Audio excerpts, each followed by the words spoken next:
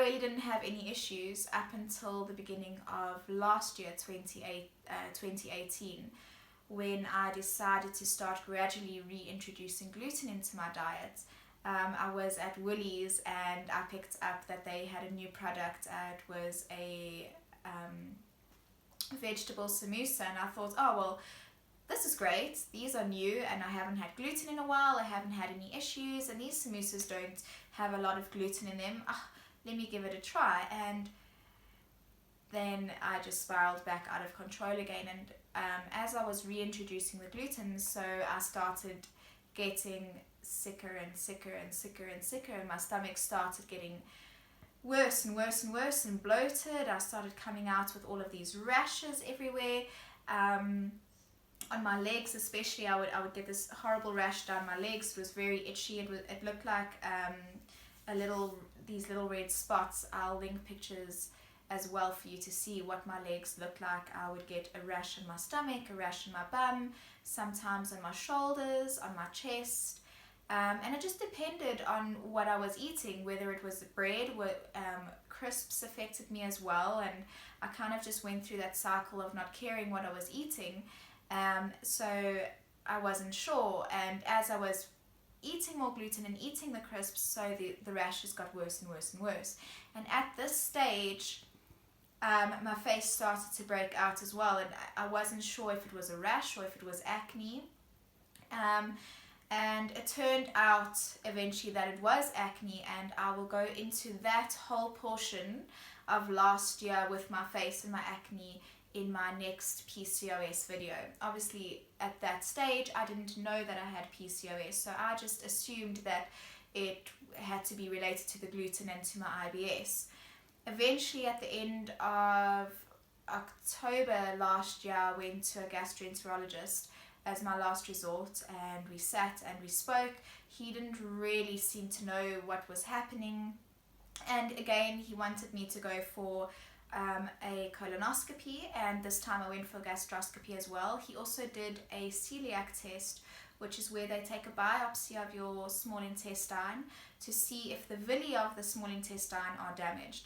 Now, bearing in mind that before I went to him, I wasn't eating like copious amounts of gluten. Yes, I would have a little bit of gluten here and there, but reading up on celiac and how to do a celiac test, you should be eating gluten almost every single day for at least 6 weeks prior to your celiac test, because celiac disease is very difficult to detect, and it's not always 100% clear on the tests that whether you have it or not. You could have 10 celiac tests and it could come back negative, and the 11th one be positive.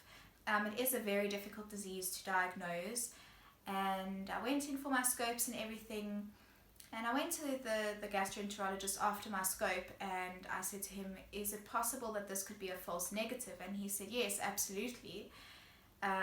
So there's still that fine line as to whether I have celiac or not. I'm not 100% sure, but anyway, the process would still be the same. Whether I have celiac or just gluten intolerance, I would have to cut out gluten, which obviously I have done. For me, I don't know if I've just got a very sensitive gut, but it doesn't matter what type of gluten, whether it be in alcohol, whether it be certain crisps have got gluten in them, it just affects me very badly, and I come out in these rashes and my stomach bloats for weeks, and I look like I'm 9 months pregnant. Again, I will insert photos for you so you can see what I'm talking about. And I had a sense of relief going to the gastroenterologist, but at this stage I didn't care. I kind of gave up at the end of last year, and I was like, well, I've had 5 years of this, going to doctors, going for scopes, being in hospital, doing numerous tests, having thyroid tests, having nutrient tests. Speaking of nutrient tests, when I went to the gastroenterologist, he also found out that I had very low ferritin levels, which is, I wasn't anemic, but what it is your ferritin in your blood is your iron stores in the blood. So my ferritin stores were very low, and obviously I had to be put onto iron supplements for quite a few months, and that's resolved my iron. which, again, when I go into my PCOS story, you'll understand why my iron was so low and one of the reasons for my iron being so low. But with regards to my IBS, I didn't really get any relief after seeing the gastroenterologist. He kind of just said to me, I don't know how to help you with your symptoms. The good news is you don't have celiac as far as I can see. The bad news is I don't know how to help you with your symptoms, so I'm just going to surmise that you have IBS and you have gluten intolerance. And when I asked him what I should do and what I need to cut out, he wasn't really helpful. His point of view was, well, you've kind of already given yourself a specialized diet and you know more or less how to help your own body, so you just carry on with that. And at this point, Gav, my boyfriend, was very frustrated, my family was frustrated, and myself as an individual, I was very frustrated. I didn't know what to do. I felt very despondent. I kind of felt at this stage that everything was in my head. I had people telling me that it was because I was stressed, and that my stress was manifesting these symptoms in my body, and I really didn't know what to do at this stage. But I kind of took a step back and decided, well, if this is what it's going to be, then I need to just deal with it, and if I'm going to live in pain, I just have to live with it, and I need to stop complaining about it. So in the beginning of this year, I went to the gynecologist and was diagnosed with PCOS. Through going to the gynecologist and getting that diagnosis, I decided to go to a dietitian. I had a bit of a bad stigma about dietitians just purely because I've been to so many specialists and GPs, and I just thought, well, I'm not going to waste my money on a dietitian. They're not going to be able to help me because nobody else has been able to help me. Anyway, I found these really, really great dietitians. They're called Nutriwize Dieticians. If you ever want to look them up again, I'll put the link below so you can follow them if you need to.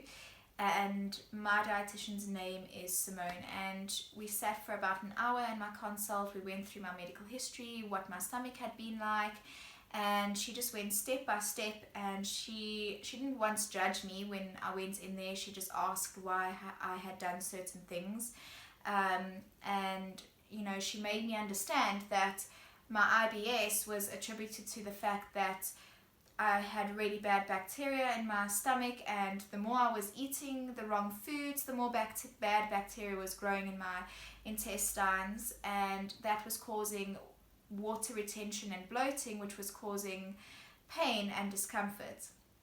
And we also worked out that, obviously, I didn't mention this, but the gastroenterologist also said that I had a small amount of gastritis in my stomach, which is just an inflammation of the stomach itself.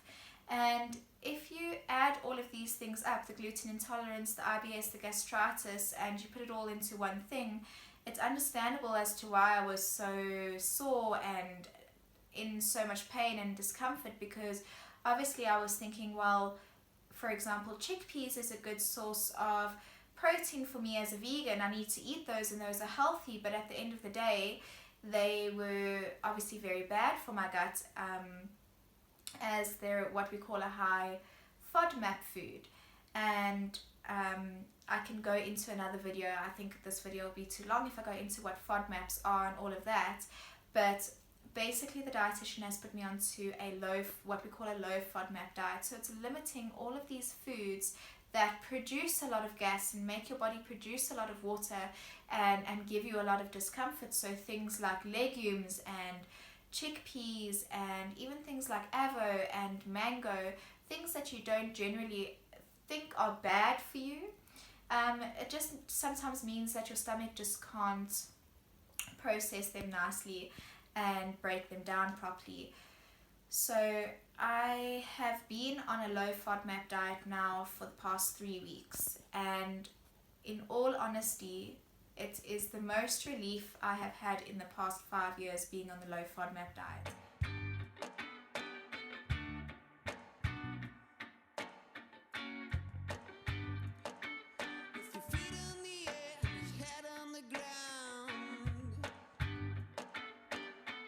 Try this trick and spin it. Yeah. Your heart will collapse, but there's nothing in it.